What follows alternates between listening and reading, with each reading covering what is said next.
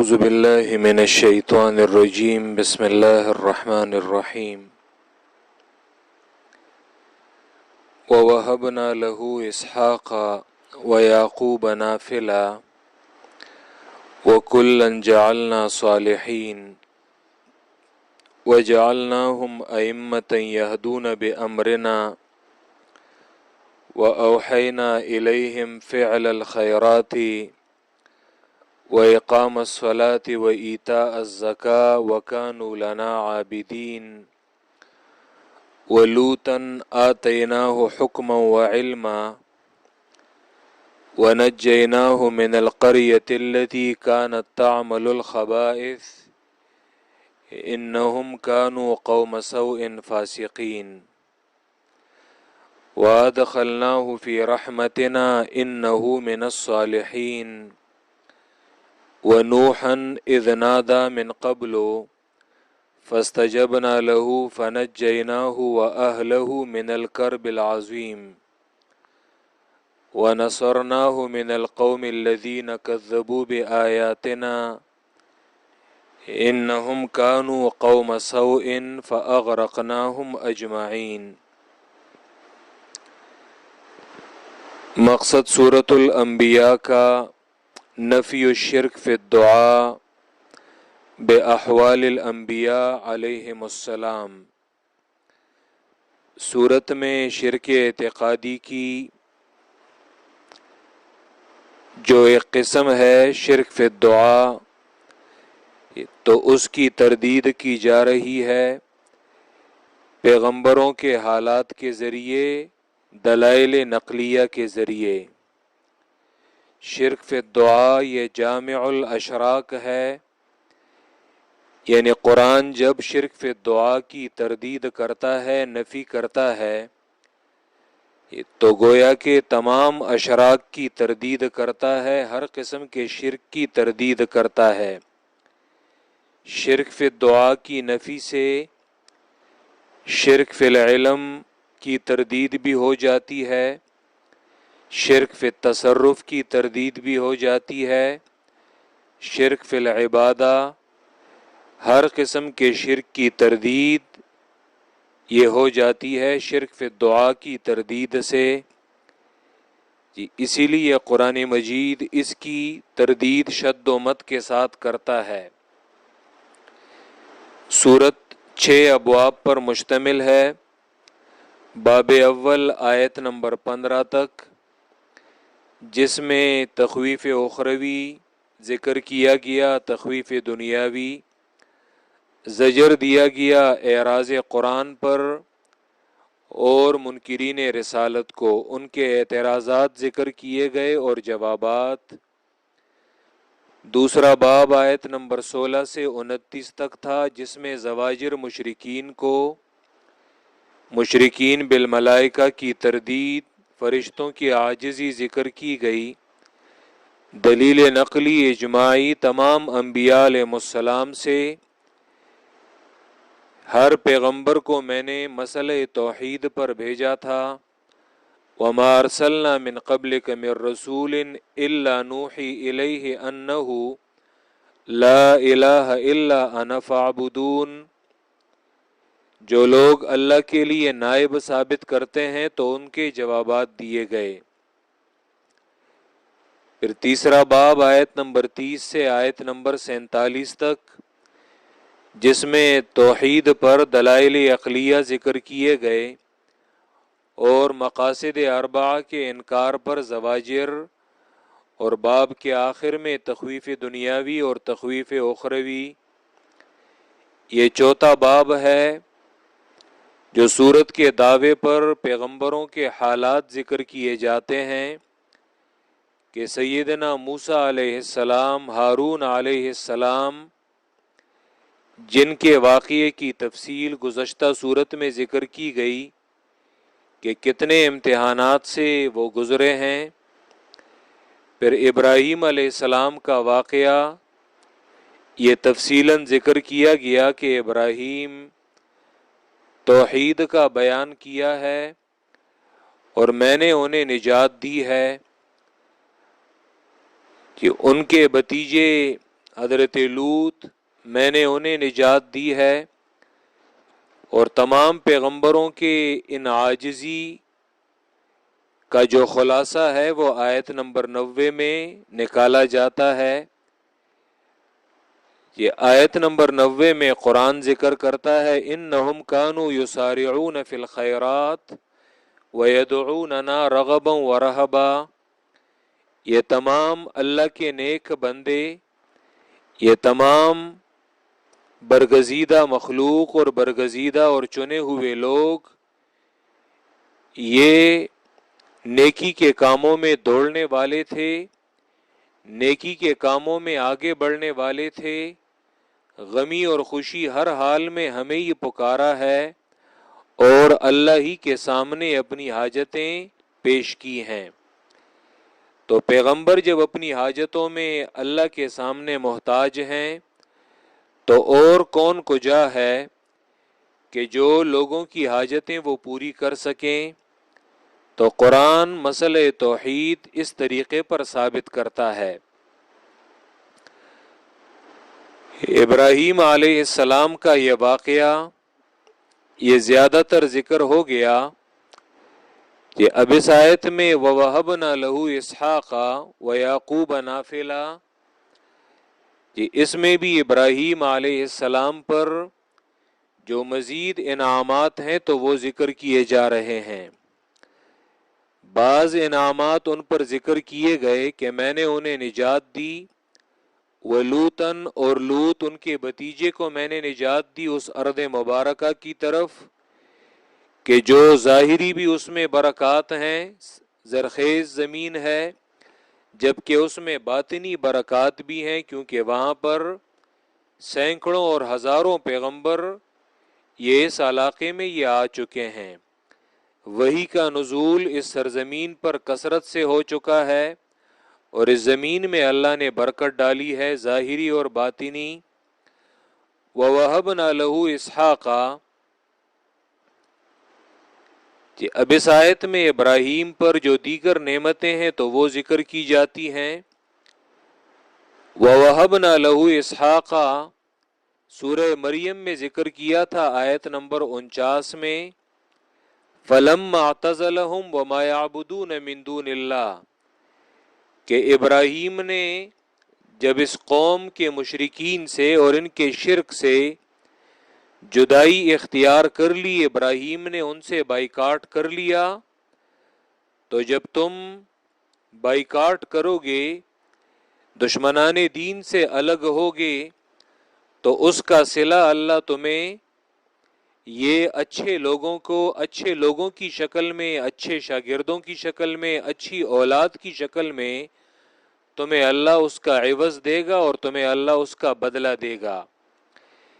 اسی لیے جو لوگ یہ اللہ کے دین پر غیرت کرتے ہیں، وہ اللہ کے دین پر غیرت دکھا کر مشرکین ان کو چھوڑ دیتے ہیں، مبتدعین کو چھوڑ دیتے ہیں، دشمنان دین کو چھوڑ دیتے ہیں، حتیٰ کہ اپنے رشتہ داروں کو وہ چھوڑ دیتے ہیں اس وجہ سے کہ وہ اللہ اور اللہ کے پیغمبر کی مخالفت کرتے ہیں۔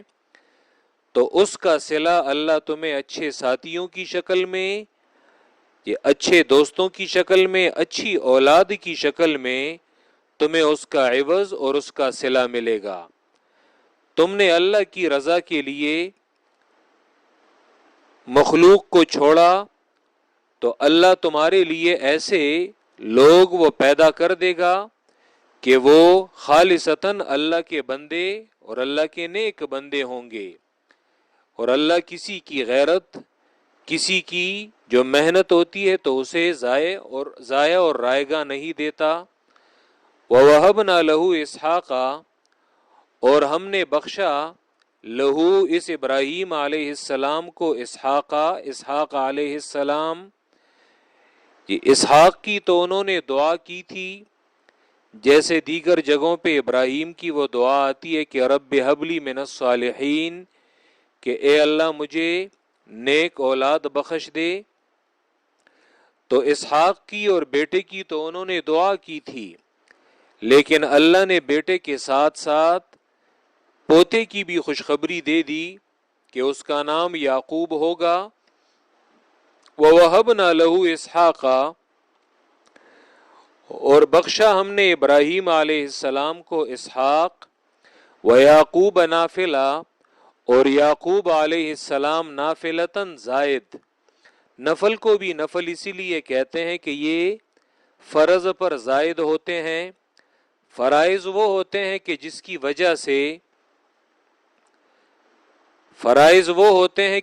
وجہ سے کہ اللہ نے وہ تم پر مقرر کیے ہوتے ہیں، اور ان سے تمہارے لیے کوئی چھٹکارا نہیں ہے، بلکہ تم نے ضرور کہ انہیں بجا لانا ہوتا ہے.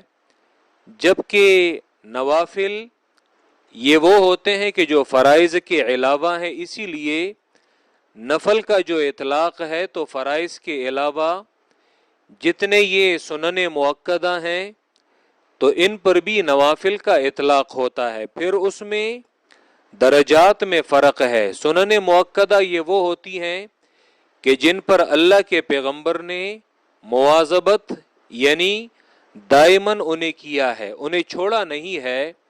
کہ الا یہ کہ بیماری ہو یا سفر ہو تو ایسی صورتوں میں اللہ کے پیغمبر نے پھر فرائض پر اکتفا کیا ہے.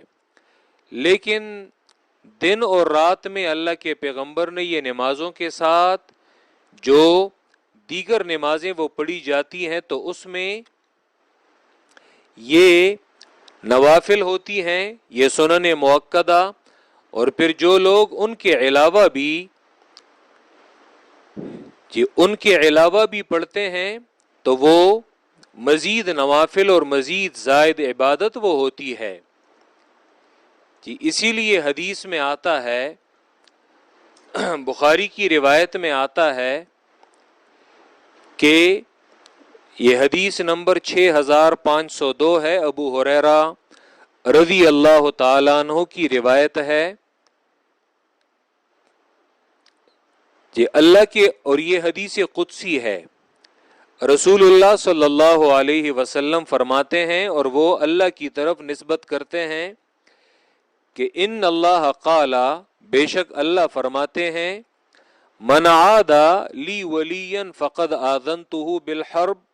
یہ حدیث کا وہ پہلا جملہ ہے کہ جس نے میرے کسی دوست کے ساتھ دشمنی کی تو میں یہ اعلان کرتا ہوں اس کے ساتھ جنگ کا.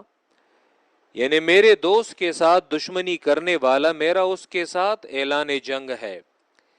یہ کبھی کبھار لوگ ہمیں کہتے ہیں کہ آپ لوگ جو اللہ کے نیک بندے ہیں تو آپ لوگ خدا نخواستہ ان کی گستاخی کرتے ہیں.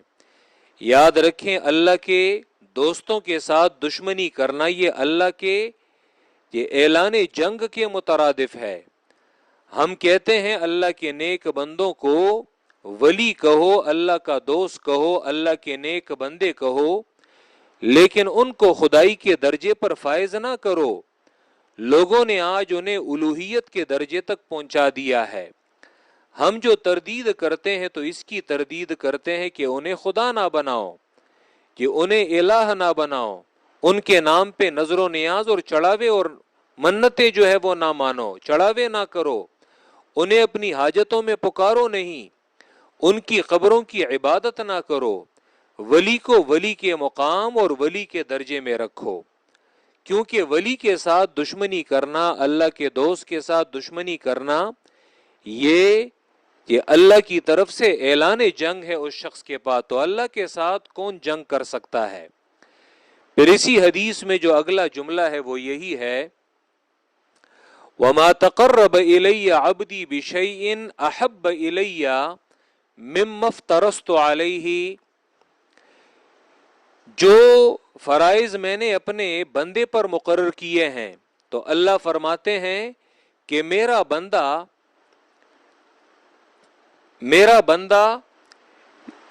کہ اپنے آپ کو وَمَا تَقَرَّبَ إِلَيَّ عَبْدِي بِشَيْءٍ أَحَبَّ إِلَيَّ مِمَّا افْتَرَضْتُ عَلَيْهِ، اور میرا بندہ جس پر میں نے فرائض مقرر کیے ہیں تو سب سے زیادہ محبوب مجھے وہ کون سی ہیں کہ میں نے اس پر جو نمازیں اور جو عبادات میں نے فرض کیے ہیں تو بندہ اس کے ذریعے یہ میرا تقرب جو ہے یہ حاصل کرتا ہے.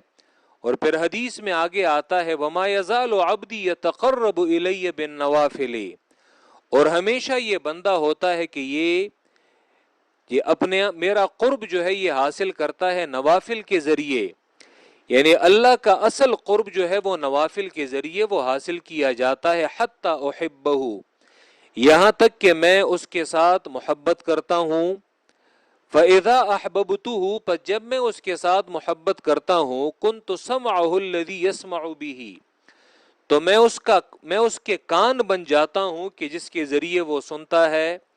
وَبَصَرَهُ الَّذِي يُبْصِرُ بِهِ، اور میں اس کی آنکھیں بن جاتا ہوں کہ جس سے وہ دیکھتا ہے. اور میں اس کا ہاتھ بن جاتا ہوں کہ جس کی وجہ سے وہ پکڑتا ہے. اور میں اس کے پاؤں بن جاتا ہوں کہ جس کے ساتھ وہ چلتا ہے. یہ بندہ اگر یہ مجھ سے سوال کرتا ہے وَإِن سَأَلَنِي لَأُعْطِيَنَّهُ، یہ بندہ اگر مجھ سے سوال کرتا ہے تو میں اسے عطا کرتا ہوں. یہ اگر مجھ سے پناہ مانگتا ہے تو میں اسے پناہ دیتا ہوں، میں اسے پناہ دیتا ہوں. تو یہ تفصیلاً حدیث ہے. تو اصل میں انسان جو اللہ کا قرب حاصل کرتا ہے تو یہ نوافل کے ذریعے یہ حاصل کرتا ہے. بعض لوگ اس حدیث کے ان جملوں سے حلول کا وہ عقیدہ وہ ثابت کرتے ہیں کہ اللہ فرماتے ہیں کہ میں اس کے آنکھ اور کان جو ہے وہ بن جاتا ہوں. نہیں، اس کا مطلب یہ ہے کہ جب ایک بندہ یہ میرا قرب میرا تقرب نوافل کے ذریعے حاصل کرتا ہے تو پھر میں ایسے شخص کو میں اس کی حفاظت کرتا ہوں تو اس کے کان وہی استعمال ہوتے ہیں کہ جس پر اللہ راضی ہوتا ہے. تو اللہ نے اسی کو یہ کہا ہے کہ میں اس کے کان جو ہے وہ بن جاتا ہوں. کیا مطلب؟ یعنی پھر اللہ اس کے کانوں سے وہی باتیں وہ سنواتے ہیں، وہی باتیں وہ سنتا ہے اپنے کانوں کے ذریعے کہ جو اللہ چاہتے ہیں. پھر اللہ اس کی آنکھوں کی حفاظت کرنے لگتے ہیں اور وہ اپنی آنکھوں سے وہی کچھ دیکھتا ہے کہ جس پر اللہ راضی ہوتا ہے. اور اس کا ہاتھ، اس کے پیر اور اسی طرح اس کے بدن کے تمام اعضاء. وجہ کیا ہے؟ کیونکہ نوافل کے ذریعے وہ اللہ کا تقرب حاصل کرتا ہے اور اللہ اس کے ساتھ محبت کرنے وہ لگ جاتا ہے. تو اسی لیے نفل وہ اسے کہتے ہیں کہ جو فرائض پر وہ زائد ہو. فرض تو وہ ہے کہ جس کے ذریعے تم نے اللہ کے ایک حکم کو پورا کیا، لیکن اللہ کا تقرب اور اللہ کی اصل قربت جو تم حاصل کرو گے تو وہ زائد عبادت کے ساتھ وہ حاصل کرو گے. وَيَعْقُوبَ نَافِلَةً، لیکن افسوس یہ ہے کہ آج لوگ فرائض میں کتنی کوتاہی کرتے ہیں اور پھر یہ آئے دن میڈیا پہ، سوشل میڈیا پہ یہ ایسے لوگوں کو وہ سنتے ہیں کہ جو سنن مؤکدہ ہوتی ہیں کہ جن پر اللہ کے پیغمبر نے استمرار کیا ہے انہیں ہمیشہ پڑھا ہے، اور شاذ و نادر ہی اللہ کے پیغمبر نے انہیں چھوڑا ہے. تو نہ سنن مؤکدہ کی کوئی پرواہ ہے، نہ اسی طرح وتر کی کوئی پرواہ ہے، بلکہ ان تک میں وہ سستی کرتے ہیں اور ان تک میں وہ یعنی نہایت بیکاری کا وہ مظاہرہ کرتے ہیں، یعنی انہیں بالکل چھوڑ دیتے ہیں. نہیں، ایسا نہیں کرنا چاہیے، بلکہ جو سنن مؤکدہ وتر وغیرہ ان کے علاوہ جو ہے بھی نوافل کا اہتمام وہ کرنا چاہیے، کیونکہ تم اللہ کا تقرب انہی نوافل کے ذریعے یہ حاصل کرو گے. وَوَهَبْنَا لَهُ إِسْحَاقَ وَيَعْقُوبَ نَافِلَةً، اور ہم نے بخشا ابراہیم علیہ السلام کو اسحاق، ویعقوب اور یعقوب علیہ السلام نافلتاً زائد، وَكُلًّا جَعَلْنَا صَالِحِينَ، اسحاق تو انہوں نے مانگا تھا اور اللہ نے ساتھ میں بیٹے کے ساتھ پوتے کی بھی خوشخبری دے دی. وَكُلًّا جَعَلْنَا صَالِحِينَ، اور ہر ایک کو ہم نے بنایا تھا صالحین، نیک، ہر ایک کو ہم نے نیک بنایا تھا. ابراہیم تھے، اسحاق تھے، یعقوب تھے، ساروں کو ہم نے نیک بنایا تھا. اور سورہ مریم آیت نمبر 49 میں گزرا تھا وَكُلًّا جَعَلْنَا نَبِيًّا، ہر ایک کو ہم نے نبی بنایا تھا. اور یہ بہت بڑا مرتبہ اور بہت بڑا درجہ ہوتا ہے، اور نبی نیک نہ ہو تو اور کون ہو؟ صرف نیک تھے؟ کہ اب اس آیت میں اللہ فرماتے ہیں کہ صرف وہ خود نیک نہیں تھے، بلکہ اللہ نے انہیں توفیق دی تھی اوروں کو بھی نیک بنانے کی. اور یہ اللہ کی بہت بڑی نعمت ہوتی ہے کہ انسان خود بھی نیک ہو اور اللہ کسی شخص کو دیگر لوگوں کے لیے بھی مقتدا بنائے، امام بنائے، کہ لوگ اسے نیکیوں میں اور نیکی کے راستے میں اس کے نقش قدم پر چلنے والے ہوں. وہ اور لوگوں کو بھی نیک بنانے کی کوشش کرتا ہو، اور لوگوں کو بھی وہ حق بیان کرتا ہو اور اللہ کی کتاب بیان کرتا ہو، وہی کے ذریعے لوگوں کی اصلاح کرتا ہو. وَكُلًّا جَعَلْنَا صَالِحِينَ، ہر ایک کو ہم نے بنایا تھا نیک. تو اب اس آیت میں اللہ فرماتے ہیں کہ صرف وہ بذات خود نیک نہیں تھے، بلکہ وہ اوروں کی اصلاح بھی کرتے تھے. صرف خود صالح نہیں تھے بلکہ اصلاح بھی کرتے تھے. وَجَعَلْنَاهُمْ أَئِمَّةً، اور ہم نے بنایا تھا انہیں ائمتاً پیشوا. اور ائمہ امام کی جمع ہے. امام کو امام کیوں کہتے ہیں؟ کیونکہ اس کی اقتدا کی جاتی ہے. پھر امام حق کا بھی ہوتا ہے، امام گمراہی کا بھی ہوتا ہے. لیکن یہ کون تھے؟ یہ حق کے امام تھے. لوگ حق میں ان کی تابعداری وہ کرنے والے تھے. وَجَعَلْنَاهُمْ أَئِمَّةً، اور ہم نے بنایا تھا انہیں ائمتاً پیشوا. دین میں وہ پیشوا تھے. لوگ دین میں انہیں اپنا امام مانتے تھے اور لوگ دین میں ان کی اقتدا کرتے تھے. وَجَعَلْنَاهُمْ أَئِمَّةً، لیکن آج ہمارے ہاں ائمہ کہ ان کا کیا حال ہے؟ کہ حالانکہ امام کہتے ہیں جس طرح حدیث میں آتا ہے انما جعل الامام لیتم بہ، یہ امام تو اس لیے بنایا جاتا ہے کہ اس کی اقتدا کی جائے، اس کے پیچھے چلا جائے، اس کی پیروی کی جائے. لیکن آج ہمارے ائمہ، آج ہمارے امام، ایسا دور جو ہے یہ آ گیا ہے، اور ہم ایسے دور اور ایسے زمانے سے گزر رہے ہیں کہ جن میں ہمارے جو پیشوا، ہمارے جو ائمہ ہوتے ہیں، تو لوگ ان کو فالو نہیں کرتے بلکہ وہ لوگوں کی خواہشات کی پیروی کرتے ہیں کہ جی خان صاحب کو کون سی بات جو ہے وہ اچھی لگتی ہے تاکہ میں ان کی طبیعت کے مطابق جو ہے وہ بات کر سکوں. تو ممبر پر بیٹھا ہوتا ہے لیکن سامنے صف میں بیٹھنے والے تو اگر مالدار بیٹھے ہوئے ہوتے ہیں تو ان کی طبیعت کے مطابق ہمارے ائمہ حضرات وہ باتیں کرتے ہیں. صف میں اگر کوئی سود خور بیٹھا ہے تو وہ سود کی تردید اس لیے نہیں کرے گا کہ میں اگر سود کی تردید کروں گا تو یہ بھی تو مجھے جو تنخواہ ملتی ہے تو اصل میں اس کا بھی اس میں ایک بڑا حصہ ہے، تو میری تنخواہ جو ہے وہ بند ہو جائے گی. وہ رشوت پر رد اس لیے نہیں کر سکتا کہ سامنے جو رشوت خور افسر بیٹھا ہوا ہے تو اگر میں رشوت کی تردید کروں گا تو میری تنخواہ میں تو اس کے پیسے بھی شامل ہیں. میں اگر بے حیائیوں پہ رد کروں گا کہ خدارا اپنی عورتوں کو پردے کا حکم دو، اور اسی طرح بازاروں میں وہ جو کھلے عام پھرتی ہیں ان کو پردے میں بلکہ ان پر حجاب کا اہتمام کرو، شریعت کے پردے میں انہیں لاؤ، تو اگر یہ بات کرتا ہے تو اسے پتا ہوتا ہے کہ یہ باتیں یہ لوگوں پر اچھی نہیں لگتی. اسی طرح لوگ ظاہراً شرک کرتے ہیں، بدعات کرتے ہیں، لیکن وہ تردید اس لیے نہیں کرتا کیونکہ یہ امام یہ لوگوں کی خواہشات کی پیروی کرتے ہیں. حالانکہ امام تو وہ ہوتا ہے کہ لوگ اس کی پیروی کریں گے، لوگ اسے مقتدا مانیں گے، لوگ اس کی اقتدا کریں گے. اسی لیے حدیث میں آتا ہے ایک روایت میں کہ ایک شخص جب ایسی قوم میں اسے امام بنایا جائے کہ اس قوم میں بہتر لوگ وہ موجود ہوں اور لوگ انہیں اپنا امام نہ بنائیں تو لم یزالوا فی مذلۃ، ہمیشہ یہ لوگ یہ ذلیل اور رسوا ہوں گے. لم یزالوا فی سفال، تو یہ لوگ ہمیشہ ذلت اور رسوائی ان کا مقدر ہوگی. کہ آج ہماری ذلت اور رسوائی کے متعدد اسباب میں سے ایک سبب یہ بھی ہے کہ ہم نے معاشرے میں اپنے ائمہ ان لوگوں کو نہیں بنایا کہ جو جن میں اہلیت ہو اور جن میں صلاحیت ہو. ہم نے معاشرے کے ان کمزور لوگوں کو اپنا امام اور اپنا مقتدا بنایا ہے.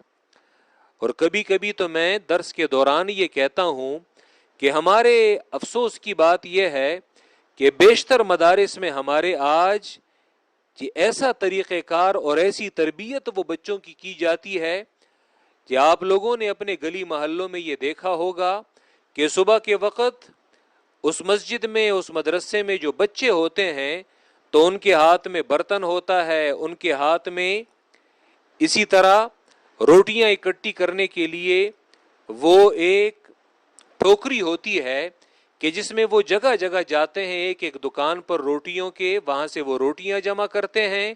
اسی طرح دودھ والے کی دکان پر جاتے ہیں تو وہاں سے وہ دودھ جمع کرتے ہیں.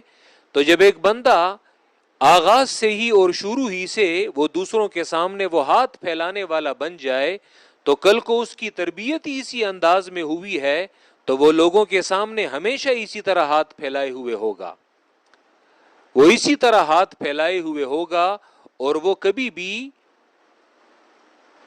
مردانگی کے ساتھ, شجاعت کے ساتھ, بہادری کے ساتھ وہ حق جو ہے وہ بیان نہیں کر سکے گا. کس نے تمہیں کہا ہے کہ تم حق بیان کرنے کے لیے تمہیں ایک مدرسے کے ایک بڑے سٹرکچر کی ضرورت ہے کہ تم اس کے لیے لوگوں کے سامنے وہ ہاتھ پھیلاتے پھر رہے ہو؟ انسان اگر حق بیان کرتا ہے تو یہ ہمارا مدرسہ ہے کہ جس میں آپ اپنے اپنی جگہوں پہ بیٹھے ہوئے ہیں اور الحمدللہ میں اپنی جگہ پہ بیٹھا ہوا ہوں, لیکن اگر بندہ حق بیان کرنا چاہتا ہے تو ہر شکل پہ وہ حق بیان کر سکتا ہے. ایک درخت کے سائے تلے بیٹھ جاؤ, وہاں پہ 2 لوگ بیٹھے ہوں, 5 بیٹھے ہوں, 10 بیٹھے ہوں, ان کے سامنے حق بیان کرو. لیکن ہمارے ہاں کیا ہوتا ہے, پہلے میں نے ایک جریب اور تقریباً میں نے اتنے کنال جو ہے وہ زمین خریدنی ہے اور میں نے 1 ایکڑ 2 ایکڑ جو ہے وہ زمین خریدنی ہے اور پھر میں نے لوگوں کے سامنے سوال کرنا ہے کہ میرے لیے اینٹیں دو, مجھے اتنا سریا چاہیے, مجھے اتنی سیمنٹ کی بوریاں چاہیے. اور پھر اسی طرح در بدر وہ لوگوں کے سامنے وہ سوال کرتا ہے. راستوں کے کنارے پر لوگوں نے چارپائیاں رکھی ہوتی ہیں اور ہمیشہ اسی طرح لوگوں کے سامنے وہ سوال کرتے ہیں, لوگوں کے سامنے ہاتھ پھیلائے ہوئے ہوتے ہیں. اسی لیے دین سے اور دیندار لوگوں سے لوگوں کا وہ اعتماد اٹھ چکا ہے. اس کی وجہ یہ ہے کہ ہمارے دیندار طبقے نے اپنے آپ کو نہایت بدنام کر دیا ہے. کیوں؟ دین کو ایسے بیان نہیں کرتے کہ یہ ایک مستغنی طریقہ ہو. اور جب تم لوگوں کو بناؤ گے, جب تم لوگوں کی ذہنی اصلاح کرو گے تو پھر ایسا وقت آئے گا. رسول اللہ صلی اللہ علیہ وسلم نے صحابہ کرام سے اسی استغنا کے طریقے سے اللہ کے پیغمبر نے لوگوں کی ذہن سازی کی تھی. پھر حضرت عثمان رضی اللہ تعالیٰ عنہ, ان کے طرز عمل کو دیکھیں کہ ایک ایک جہاد میں وہ ہزاروں اونٹ جو ہے وہ خوراک سے لدے ہوئے, سامان سے لدے ہوئے, وہ ایک ایک بندہ وہ جہاد میں وہ انفاق کرتا ہے. لوگوں کی ذہن سازی کرو, بیسمنٹ اور بنیاد سے کام کرو. جب لوگوں کی ذہن سازی ہو جائے تو پھر لوگوں کو تم دیکھو گے, تم انہیں نہیں بھی کہو گے, پھر لوگ خود بخود جو ہے وہ مال لگائیں گے. لیکن جب تم نے لوگوں کے سامنے ہاتھ جو ہے وہ پھیلا کے رکھا ہے تو لوگ دین پر کیسے اعتماد کریں گے, لوگ تم پر کیا اعتماد کریں گے. کراچی میں ایک عالم جو ہے وہ گزرے ہیں, مفتی رشید احمد لدھیانوی. 9-10 جلدوں پر ان کا ایک فتاوی ہے, احسن الفتاوی. احسن الفتاوی میں انہوں نے ایک مختلف رسالے ہیں. ایک رسالہ ان کا احسن الفتاوی میں یہ ہے, اس کا عنوان یہ ہے سیانت العلماء عن الذل عند الاغنیاء. بڑا ہی قیمتی رسالہ ہے. علماء کو بچانا ذلت سے, یہ علماء کی حفاظت ذلت سے, ذلت سے علماء کی حفاظت مالداروں کے سامنے. اس میں انہوں نے یہی طریقہ لکھا ہے کہ علماء یہ مالداروں کے سامنے یہ مستغنی ہوں گے اور اپنی استغنا کو یہ ظاہر کریں گے اور یہ کہیں گے کہ میں تمہارے سامنے میں محتاج نہیں ہوں، مجھے تمہارے مال کی کوئی پرواہ نہیں ہے۔ اسی لیے اگر وہ اپنی زکوٰۃ کو ایک عالم کے پاس وہ لے آئیں، اپنے مال کو ایک عالم کے پاس لے آئیں کہ میرا یہ مال اس مسجد میں لگا دیں، میرا یہ مال اس مدرسے میں لگا دیں، تو وہ جو شخص مال لایا ہے تو وہ اپنے مال کو اپنے ہاتھ میں، اپنا ہاتھ جو ہے وہ نیچے رکھے گا، اور ایک عالم اپنے ہاتھ کو اوپر سے اس مال کو اوپر سے اس مال کو وہ وصول کرے گا، تاکہ وہ شخص جو مال لایا ہے اور وہ تمہارا احسان مند ہو کہ اس عالم نے میرا یہ مال یہ وصول کیا ہے اور میرا یہ مال یہ صحیح جگہ پہ یہ لگائے گا، مسجد میں لگائے گا، مدرسے میں لگائے گا، یا اسی طرح جو مستحق طلباء ہیں ان پر لگائے گا، وہ تمہارا احسان مند رہے گا۔ لیکن ہمارے ہاں کیا ہوتا ہے، یہ جاتے ہیں سیٹھ صاحب کے پاس، مالدار صاحب کے پاس، خان کے پاس، نواب کے پاس جاتے ہیں، اور یہ نہیں دیکھتے کہ وہ حلال کماتا ہے حرام کماتا ہے، اور پہلے جا کر اس کی اتنی خوش آمدید کرتا ہے، اور یہ نہیں دیکھتا کہ وہ حلال حرام کی کوئی تمیز نہیں کرتا۔ اسی لیے جب وہ ان کے یہ کرتوت دیکھتے ہیں تو وہ لوگ وہ اپنی اولاد کو دین کی طرف وہ نہیں لاتے، کہ اپنی اولاد کو وہ دین کی طرف دین سیکھنے کے لیے وہ نہیں لاتے، کیونکہ وہ جب ان علماء کی یہ ذلت دیکھتے ہیں تو وہ کہتے ہیں کہ میری اولاد بھی اسی طرح پھر حرکتیں جو ہے وہ کرے گی۔ کہ آج علماء کہ اگر انہی چیزوں کو وہ مد نظر رکھیں کہ ہم نے دین کو ہم نے عزت دینی ہے اور دین کو ہم نے لوگوں کے سامنے ذلیل نہیں کرنا، تو یاد رکھیں یہ دین جس طرح اللہ نے اسے عزت دی ہے تو اس کے ورثاء کو اور اس دین کے تابعداروں کو بھی اللہ عزت دے گا۔ وَجَعَلْنَاهُمْ أَئِمَّةً، اور بنایا تھا ہم نے انہیں ائمتاً پیشوا، لوگ دین میں ان کی اقتدا کرتے تھے۔ یہدون بِأَمْرِنَا، اور وہ بیان کرتے تھے بِأَمْرِنَا، ہمارے دین پر وہ بیان کرتے تھے۔ یہ بِأَمْرِنَا ایک معنی تفسیر قرطبی کہتے ہیں اے بما انزلنا علیہم من الوحی، جو ہم نے انہیں وحی کی ہوتی تھے تو اس کا بیان کرتے تھے، یعنی یہدون بکتابنا، ہماری کتاب کا بیان کرتے تھے۔ امام قرطبی کہتے ہیں وجعلناہم ائمۃً، اور ہم نے انہیں بنایا تھا پیشوا، یہدون بامرنا، کہ وہ بیان کرتے تھے ہمارے دین کی، امر سے مراد دین ہے۔ جس طرح بخاری کی روایت میں آتا ہے رسول اللہ صلی اللہ علیہ وسلم فرماتے ہیں من احدث فی امرنا ھذا ما لیس منہ فہو رد، جس نے ہمارے دین میں فی امرنا، تو وہاں پہ فی امرنا اے فی دیننا، جس نے ہمارے دین میں ایک نیا کام ایجاد کیا وہ جو اس دین میں نہیں تھا فہو رد، تو وہ اس پر رد ہے، یعنی وہ اس کے منہ پر جو ہے وہ دے مارا جائے گا۔ یہدون بامرنا، تو وہ بیان کرتے تھے بامرنا، ہمارے دین پر، ہماری کتاب پر۔ واوحینا الیہم فعل الخیرات، اور ہم نے وحی کی تھی ان پیغمبروں کی طرف، الیہم، ابراہیم کو، اسحاق کو، یعقوب کو، لوط کو، یہ تمام جتنے پیغمبر گزرے۔ وَأَوْحَيْنَا إِلَيْهِمْ فِعْلَ الْخَيْرَاتِ، اور ہم نے وحی کی تھی ان پیغمبروں کی طرف فعل الخیرات، کہ نیکیوں کا کام کرنے، فعل الخیرات، نیکیوں کا کام کرنے کی وحی ہم نے کی تھی، اور یہ عام ہے، جتنی نیکیاں ہیں شریعت میں، دین میں، ہم نے انہیں وحی کی تھی۔ اور یہ وَإِقَامَ الصَّلَاةِ وَإِيتَاءَ الزَّكَاةِ، یہ تخصیص بعد التعمیم ہے، حالانکہ یہ نماز اور زکوٰۃ یہ بھی خیرات میں شامل ہے۔ یاد رکھیں یہ اردو والا خیرات نہیں ہے، اور نہ ہی یہ پشتو والا خیرات ہے۔ پشتو اور اردو میں ہم خیرات کسے کہتے ہیں؟ خیرات ہم کہتے ہیں کہ اپنے مردوں کے پیچھے جو ہم دیگے جو ہے وہ چڑھا دیتے ہیں، اور دیگے پکانا، ہم اسے خیرات کہتے ہیں۔ یاد رکھیں جو قرآن میں لفظ خیرات ہے تو یہ خیر سے ہے، اور یہ تمام نیکیوں کو شامل ہے، خواہ اس میں اللہ کے نام پر مال لگانا ہو، اسی لیے آگے و اقام الصلاۃ و ایتاء الزکات، عبادت بدنی، عبادت مالی، تمام قسم کی عبادات جتنی ہیں تو یہ خیرات میں شامل ہیں۔ وَأَوْحَيْنَا إِلَيْهِمْ فِعْلَ الْخَيْرَاتِ، اور ہم نے وحی کی تھی ان پیغمبروں کی طرف، فعل الخیرات، نیکیوں کا کام کرنے، و اقام الصلاۃ، خصوصاً نماز جاری کرنے کی، و ایتاء الزکات، اور زکوٰۃ دینے کی۔ اور یہ پورا دین ہے، اقام الصلاۃ و ایتاء الزکات۔ عبادات بدنیہ میں جو اہم عبادت ہے وہ کون سی ہے؟ تو وہ نماز ہے۔ عبادات مالیہ میں جو سب سے اہم عبادت ہے تو وہ زکوٰۃ ہے۔ اسی لیے قرآن کبھی کبھی ان دو کو ذکر کرتا ہے اور پورا دین وہ مراد ہوتا ہے۔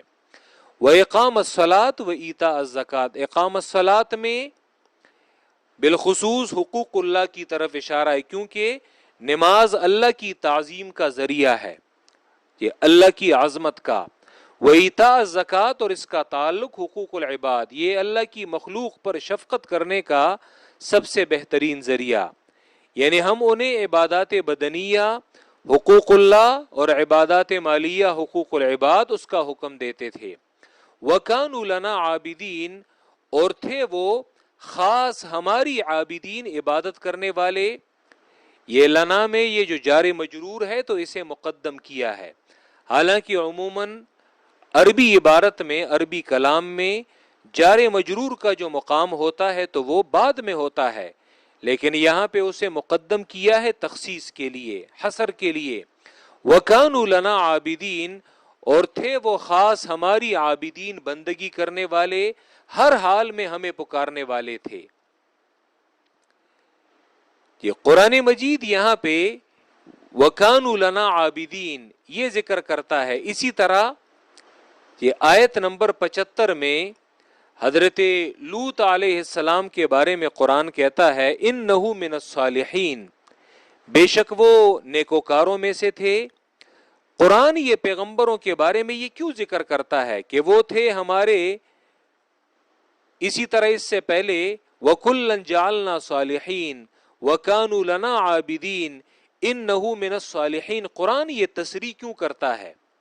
وجہ یہ ہے کہ آپ اگر تورات اور انجیل دیکھیں، جن کو یہ مجموعی طور پر بائبل کہتے ہیں، کتاب مقدس کہتے ہیں، جو تورات اور انجیل دونوں پر مشتمل ہوتا ہے، پھر تورات میں جو اسفار خمسہ ہیں وہ، اسی طرح جو اناجیل اربعہ ہیں، انجیل یوحنا، انجیل متی، انجیل جو دیگر اناجیل ہیں، اسی طرح اس کے علاوہ جو دیگر تواریخ کی کتابیں ہیں، تو ان میں اور بھی بہت ساری کتابیں ہیں جن کو یہ کتاب مقدس کہتے ہیں اور ہولی بائبل کہتے ہیں۔ تو اگر آپ یہود و نصارہ کی ان کتابوں کو پڑھیں جو اپنے اپنے زمانے میں ہدایت کا سرچشمہ تھیں اور کتابیں تھیں، اور اس میں انہوں نے اتنی نہایت تحریفیں کی ہیں، تو اگر آپ ان کو دیکھیں تو اپنی کتابوں میں یہود و نصارہ نے ان پاک ہستیوں پر، ان مقدس ہستیوں پر، پیغمبروں پر وہ گندے گندے الزامات لگائے ہیں کہ اگر آپ حضرت لوط علیہ السلام ان کے بارے میں دیکھیں، اس طرح آگے قرآن کہتا ہے کہ وہ میرے نیکوکار بندے تھے۔ حضرت لوط علیہ السلام کو وہاں پہ شراب نوشی کرنے والا، شراب پینے والا، اسی طرح نعوذ باللہ اپنی بیٹیوں کے ساتھ منہ کالا کرنے والا جو ہے وہ بتایا ہے۔ تو قرآن ان پیغمبروں کی صفائی جو ہے وہ بیان کرتا ہے۔ قرآن ان سب حضرات کی ان گندے الزامات سے کہ جو یہود و نصارہ نے اپنی کتابوں میں ذکر کی ہے، تحریف کی ہے، قرآن ان نیک ہستیوں کی برات ظاہر کرتا ہے، قرآن ان کی برات ذکر کرتا ہے۔ اسی لیے یہ قید یہ لگاتا ہے کہ وَكُلًّا جَعَلْنَا صَالِحِينَ وَكَانُوا لَنَا عَابِدِينَ۔ وَلُوطًا آتَيْنَاهُ حُكْمًا وَعِلْمًا، اس سے پہلے 3 پیغمبروں کے احوال ذکر کیے گئے، موسیٰ علیہ السلام، ہارون علیہ السلام اور ابراہیم علیہ السلام۔ اس سے پہلے لوط کا تذکرہ وہ مختصر آیا، تو اب حضرت لوط کا یہ 4تھے پیغمبر ہیں۔ وَلُوطًا، اور یاد کرو لوط علیہ السلام کو آتیناہ حکما و علما، دی تھی ہم نے اس لوط علیہ السلام، یہ ابراہیم کے بتیجے ہیں، لوط ابن ہاران ابن تارخ یا آزر، دونوں ایک ہی شخصیت کے نام ہیں۔ لوط ابن ہاران، ہاران ابراہیم کے بھائی تھے، اور ابن آزر، اور یہ حضرت نوح علیہ السلام کی اولاد میں سام کی اولاد میں آتے ہیں، اور پھر اسی طرح آگے جا کر ابراہیم تک ان کا وہ شجر نسب وہ بیان کیا جاتا ہے۔ اور یہ ابراہیم کے بتیجے تھے۔ ابراہیم علیہ السلام جب وہ عراق سے ہجرت کر رہے تھے تو اپنی بیوی سمیت حضرت لوط نے بھی ان کے ساتھ یہ ہجرت کی ہے۔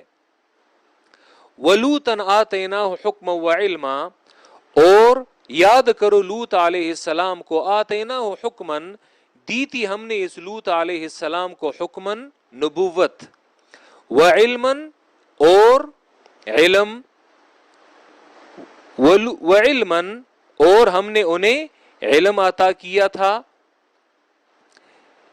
اسی طرح علم کے بارے میں کہتے ہیں کہ حضرت لوط کو اللہ نے جو دو جھگڑا کرنے والے ہیں تو ان کے درمیان فیصلہ کرنے کی اللہ نے انہیں طاقت دی تھی، اور ہر پیغمبر وہ لوگوں کے درمیان ایک اچھے انداز سے وہ فیصلہ وہ کرتے ہیں۔ ولوطن، اور یاد کرو لوط علیہ السلام کو کہ دی تھی ہم نے انہیں، اور یا حکمن سے، بعض جو ہے وہ کہتے ہیں کہ انہیں حکمن، یہ فیصلہ کرنے کی طاقت، وعلمن، اور دین کی سمجھ بوجھ، ہم نے انہیں فیصلہ کرنے کی طاقت دی تھی، وعلمن، اور دین کی جو سمجھ بوجھ ہے تو وہ ہم نے انہیں عطا کی تھی۔ پیغمبر بھی تھے، یہ اللہ نے انہیں دین کا علم بھی نصیب فرمایا تھا، اور لوگوں کے درمیان فیصلہ کرنے کی جو قوت اور طاقت ہے تو اللہ نے انہیں وہ بھی عطا کی تھی۔ اور یاد کرو لوط علیہ السلام کو دی تھی ہم نے انہیں حکمن، نبوت، و علمن، اور دین کی سمجھ بوجھ، وَنَجَّيْنَاهُ مِنَ الْقَرْيَةِ الَّتِي، اور ہم نے نجات دی انہیں من القریۃ التی، کہ اس بستی والوں سے، من القریہ یعنی من اہل القریہ، اس بستی والوں سے، کانت تعمل الخبائث، کہ تھے وہ برے اعمال کرنے والے۔ حالانکہ بستی تو نام ہوتا ہے گھروں کا، تو بستی تو برے اعمال نہیں کر سکتے، اصلی میں وہ بستی والے جو ہے وہ کرتے ہیں۔ اور ہم نے نجات دی انہیں من القریۃ التی، کہ اس بستی والوں سے، کانت تعمل الخبائث، کہ جو برے برے اعمال وہ کرتی تھی، وہ کرتے تھے، کیونکہ انہم کانوا قوم سوء فاسقین، بے شک تھے وہ، کانوا قوم سوء، بے شک تھے وہ لوگ، قوم سوء، برائی کرنے والے، فاسقین، اور نافرمان قوم تھی، اور بے شک تھے وہ برائی کرنے والی قوم، فاسقین، اور اللہ کی نافرمانی کرنے والے۔ وَأَدْخَلْنَاهُ فِي رَحْمَتِنَا، اور داخل کیا تھا ہم نے اس لوط علیہ السلام کو، فی رحمتنا، اپنی رحمت میں، انہو من الصالحین، بے شک وہ نیک لوگوں میں سے تھے۔ حضرت لوط کی قوم کون سے وہ برے اعمال وہ کرتی تھی؟ مفسرین نے وہ اعمال بھی ذکر کیے ہیں، بعض روایات میں وہ آتے ہیں کہ وہ یہ طرح طرح کے گندے اعمال وہ کرتی تھی، لیکن قرآن سے جو ثابت ہے تو ان میں ایک جو ہے وہ لواطت ہے۔ سورہ اعراف میں بھی آپ لوگوں نے پڑھا ہے، اسی طرح دیگر صورتوں میں بھی آ جائے گا۔ لواطت سب سے پہلے، یعنی جس کو ہم جنس پرستی کہتے ہیں، اور جس میں ایک مذکر جو ہے وہ ایک بدفعلی کرتا ہے ایک مذکر کے ساتھ، قرآن کہتا ہے کہ یہ ان سے پہلے کسی قوم نے یہ بے حیائی اور یہ فاحشہ اس کا ارتکاب نہیں کیا تھا، اور آج بھی دنیا میں انہی چیزوں کو دیگر اقوام میں باقاعدہ اسے ایک قانونی حیثیت جو ہے وہ دی جا رہی ہے، بلکہ آج تو اس کے علاوہ یعنی عورتیں جو ہیں وہ بھی آپس میں یعنی وہ شادیاں جو ہے وہ کرتے ہیں، اور اسے بھی ایک قانونی حیثیت جو ہے وہ دے دی گئی ہے۔ تو ایک تو ان میں لواطت تھی، دوسری قرآن ذکر کرتا ہے سورہ عنکبوت آیت نمبر 29 میں. یہ آیت نمبر 29 میں کہ وہ یہ اپنی مجالس میں منکرات کرتے تھے. وَتَأْتُونَ فِي نَادِيكُمُ الْمُنْكَرَ، اور وہ اپنی مجالس میں منکرات وہ کرتے تھے، گانا بجانا، اسی طرح اپنے مجالس میں گندے گندے حرکت جو ہے وہ کرتے تھے. اسی طرح ان کے بارے میں آتا ہے اور قرآن اسی آیت میں ذکر کرتا ہے وَتَقْطَعُونَ السَّبِيلَ. وہاں پہ یہ تینوں اعمال جو ہے وہ ذکر کیے ہیں کہ أَإِنَّكُمْ لَتَأْتُونَ الرِّجَالَ، تم لواطت بھی کرتے ہو، وَتَقْطَعُونَ السَّبِيلَ، اور تم لوگ ڈاکے بھی ڈالتے ہو، چوریاں بھی کرتے ہو، وَتَأْتُونَ فِي نَادِيكُمُ الْمُنْكَرَ، اور تم اپنی مجالسوں میں منکرات یہ کرتے ہو. اسی طرح کہ پیغمبر کی تکذیب یہ بھی اس خبائث میں سے آتا ہے، برا عمل کرنے میں پیغمبر کی تکذیب. اسی طرح پیغمبر کو دھمکیاں دینا، جس طرح سورہ شعراء میں آتا ہے لئن لم تنتہی یا لوط لتکونن من المخرجین، ہمیں تمہیں اس علاقے سے جو ہے وہ نکال دیں گے. تو یہ تمام ان کے یہ برے اعمال اور یہ برے افعال تھے. وَنَجَّيْنَاهُ مِنَ الْقَرْيَةِ الَّتِي، اور ہم نے نجات دی تھی انہیں من القریۃ التی، اس بستی والوں سے، کانت تعمل الخبائث، کہ تھے وہ برے اعمال اور پلید کام کرنے والے. انہم کانوا قوم سوء فاسقین، کہ جو گندے کام کرتے تھے. خبائث گندے کام، کانت تعمل الخبائث، کہ جو گندے کام یہ کرتے تھے. انہم کانوا قوم سوء، بے شک تھے یہ وہ نہ بری قوم، فاسقین اور اللہ کی نافرمانی کرنے والے. اور ہم نے داخل کیا تھا انہیں اپنی رحمت میں، بے شک تھے وہ نیک لوگوں میں سے. وَنُوحًا اِذْ نَادَى مِن قَبْلُ، یہ پانچویں پیغمبر ہیں حضرت نوح علیہ السلام. اس سے پہلے موسیٰ اور ہارون، ابراہیم اور لوط، ان کا واقعہ جو ہے وہ گزر چکا، اور دیگر پیغمبروں کا بھی اجمالاً، جیسے یعقوب اور اسحاق کا. وَنُوحًا اِذْ نَادَى، اور یاد کرو نوح علیہ السلام کو، اِذْ نَادَى مِن قَبْلُ، جب انہوں نے فریاد کی، من قبل، جی ابراہیم اور لوط سے پہلے. من قبل میں جی اشارہ ہے، یعنی من قبل ابراہیم و لوطن، ابراہیم اور لوط سے پہلے انہوں نے جی اللہ کو فریاد کی تھی. مقصد یہ کہ وہ بھی اللہ کے سامنے عاجز تھے اور وہ مشکل کشا نہیں تھے، بلکہ انہوں نے فریاد اللہ کو کی ہے. وَنُوحًا اِذْ نَادَى مِن قَبْلُ، اور یاد کرو نوح علیہ السلام کو جب انہوں نے فریاد کی، من قبل، ابراہیم اور لوط سے پہلے، کیونکہ وہ ان سے پہلے گزر چکے ہیں، اور یہ آدم ثانی ہیں، کیونکہ دنیا پھر انہی کی اولاد سے وہ پھیل چکی ہے. حضرت نوح جس قوم کی طرف بھیجے گئے تھے تو ان پر عذاب آیا تھا، اور وہ سارے کے سارے وہ ہلاک ہو چکے ہیں. جی اسی لیے دنیا انہی کے تین بیٹوں سے، سام، حام اور یافس، انہی سے یہ پھیل چکی ہے. اور یاد کرو نوح علیہ السلام کو جب انہوں نے فریاد کی، عاجزی کی، ابراہیم من قبل، اس سے پہلے یعنی ابراہیم اور لوط سے پہلے. فاستجبنا لہ، تو ہم نے قبول کی ان کی فریاد. فنجیناہ، تو ہم نے نجات دی انہیں، وَأَهْلَهُ، اور اس کے اہل کو، اس کے پیروکاروں کو، من الکرب العظیم، ان کے ساتھیوں کو، من الکرب العظیم، بڑی مصیبت سے. کرب مصیبت، بڑی مصیبت سے میں نے انہیں نجات دی. یعنی وہ اپنے آپ کو خود نجات وہ نہیں دے سکتے تھے، بلکہ وہ نجات کے لیے میرے محتاج تھے. ہم نے ان کی فریاد قبول کی اور ہم نے انہیں اس بڑی مصیبت سے وہ نجات دی.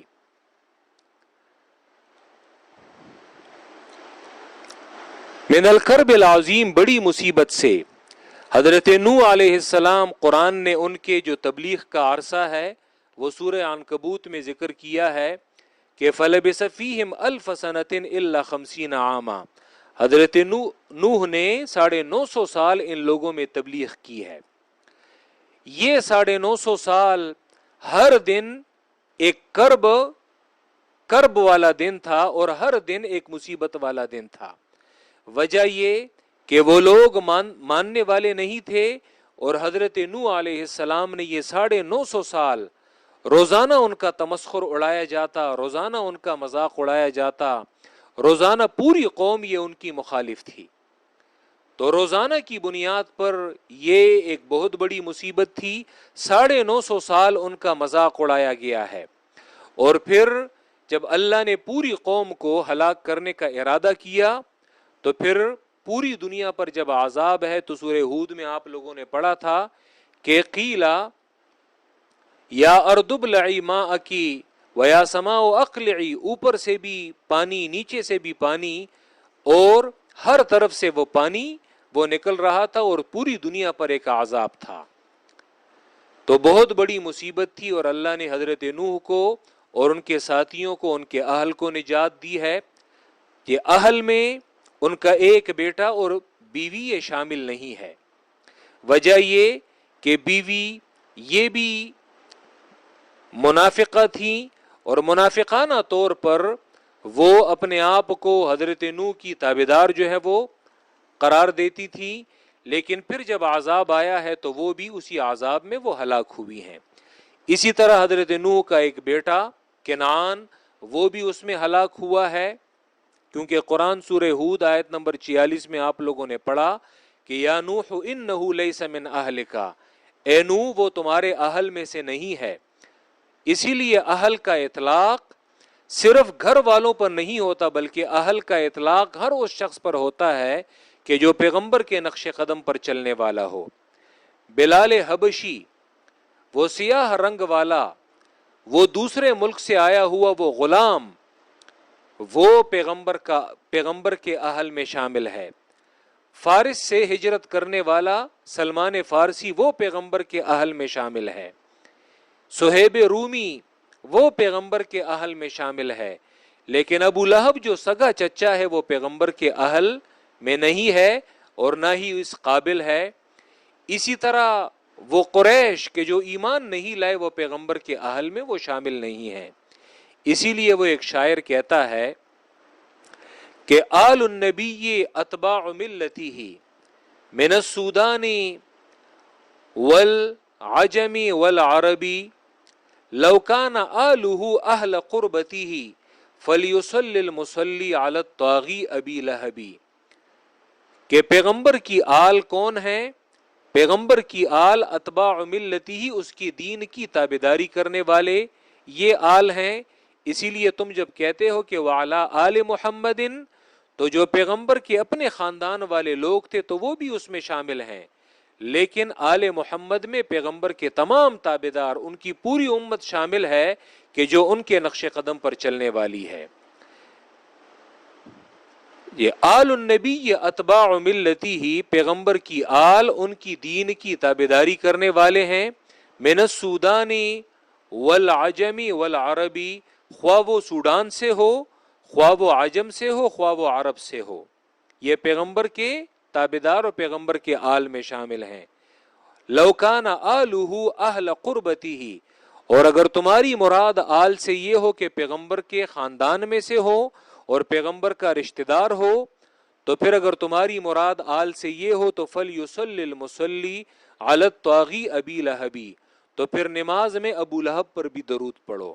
حالانکہ ابو لہب قرآن تو کہتا ہے تبت یدا ابی لہب وتب، اس لیے وہ پیغمبر کے آل میں وہ شامل نہیں ہے. یہ اگرچہ پیغمبر کے خاندان کا سگا فرد تھا، لیکن جب تابعداری نہیں کی، اطاعت نہیں کی، تو حضرت نوح کی بیٹے کی طرح وہ بھی انہ لیس من اہلک انہ لیس من آلک، وہ تمہارے آل میں سے نہیں ہے، وہ تمہارے اہل میں سے نہیں ہے. فاستجبنا لہ، تو ہم نے قبول کی ان کی فریاد. اور وہ فریاد کیا تھی؟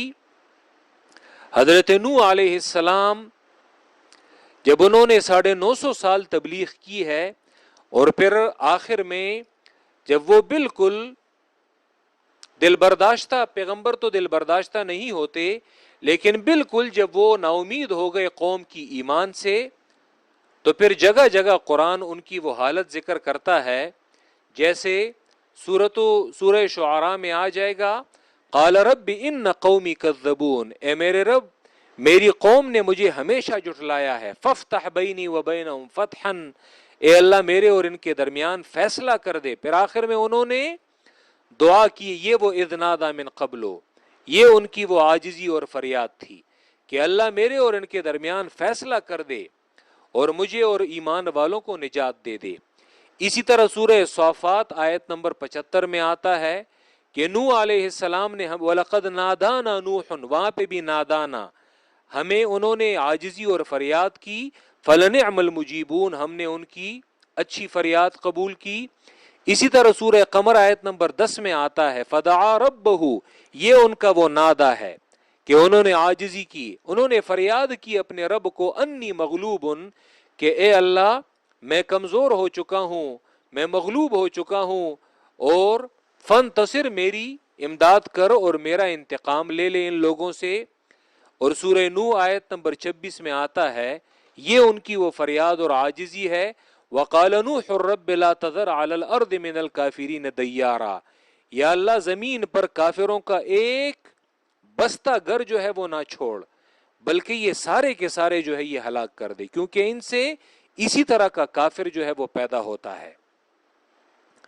تو یہ ان کی وہ فریاد تھی اللہ کو، اور اللہ نے ان کی فریاد قبول کی اور انہیں ان کے تابعداروں کو اس بڑی مصیبت سے نجات دی۔ کون ہے نجات دینے والا؟ اللہ ہے۔ وَنَصَرْنَاهُ مِنَ الْقَوْمِ الَّذِينَ، اور ہم نے مدد کی ان کی، من القوم الذین، کہ اس قوم کے مقابلے میں، کذبوا بآیاتنا، کہ جنہوں نے جھٹلایا تھا ہماری آیتوں کو، ہم نے ان کی مدد کی۔ حضرت نوح علیہ السلام برگزیدہ پیغمبر ہیں لیکن اپنی مدد خود نہیں کر سکتے۔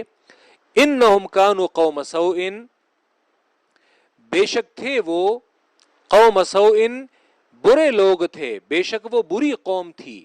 فاغرقناہم اجمعین، تو ہم نے غرق کر دیا اجمعین، ساروں کو، بچوں کو بھی ہم نے غرق کر دیا، بڑوں کو بھی ہم نے غرق کر دیا، نہ ہم نے بڑوں کو چھوڑا ہے اور نہ چھوٹوں کو چھوڑا ہے۔ انہم کانوا قوم سوء، بے شک تھی وہ ایک قوم ناکارہ، بری قوم تھی۔ فاغرقناہم، تو ہم نے غرق کر دیا انہیں، اجمعین، ساروں کو۔ یہ 5 پیغمبروں کے یہ احوال یہ گزر چکے، سارے اللہ کو محتاج تھے۔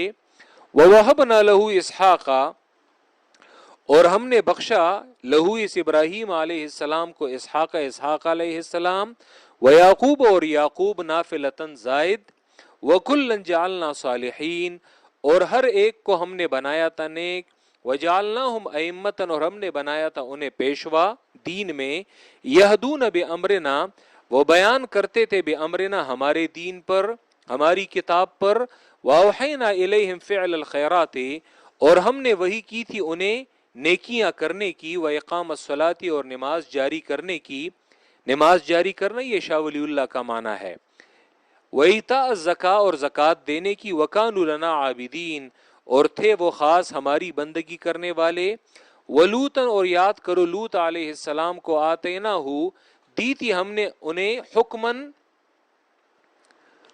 نبوت یا حکمن، فیصلہ کرنے کی طاقت، وعلمن، اور دین کی سمجھ بوجھ، وَنَجَّيْنَاهُ مِنَ الْقَرْيَةِ الَّتِي، اور ہم نے نجات دی تھی انہیں اس بستی والوں سے، كَانَتْ تَعْمَلُ الْخَبَائِث، کہ جو گندے کام کرتی تھی، کہ جو گندے کام کرتے تھے بستی والے، کہ جو برے کام، گندے کام کرتے تھے۔ انہم کانوا قوم سوء، بے شک تھی وہ قوم سوء، ناکارہ، وہ ناکارہ قوم تھی، برائی والی قوم تھی، فاسقین، اور اللہ کی نافرمانی کرنے والے۔ اور ہم نے داخل کیا تھا اس لوط کو اپنی رحمت میں، انہ من الصالحین، بے شک تھے وہ نیک لوگوں میں سے۔ اور یاد کرو نوح علیہ السلام کو، جب انہوں نے فریاد کی، من قبلو، ابراہیم اور لوط سے پہلے، فاستجبنا لہ، تو ہم نے قبول کی ان کی دعا، فنجیناہ، تو ہم نے نجات دی انہیں، واہلہ، اور ان کے تابعداروں کو، من الکرب العظیم، اس بڑی مصیبت سے، ونصرناہ، اور ہم نے مدد کی ان کی، من القوم الذین کذبوا، من القوم الذین، اس قوم کے مقابلے میں، کذبوا بآیاتنا، کہ جنہوں نے جھٹلایا تھا ہماری آیتوں کو، حضرت نوح کی تعلیمات کو، ان کے معجزات کو، اللہ کی کتاب کو انہوں نے جھٹلایا تھا۔ انہم کانوا قوم سوء، بے شک تھی وہ قوم بری، فاغرقناہم اجمعین، تو ہم نے غرق کیا ان ساروں کو۔ وآخر دعوانا ان الحمد للہ رب العالمین۔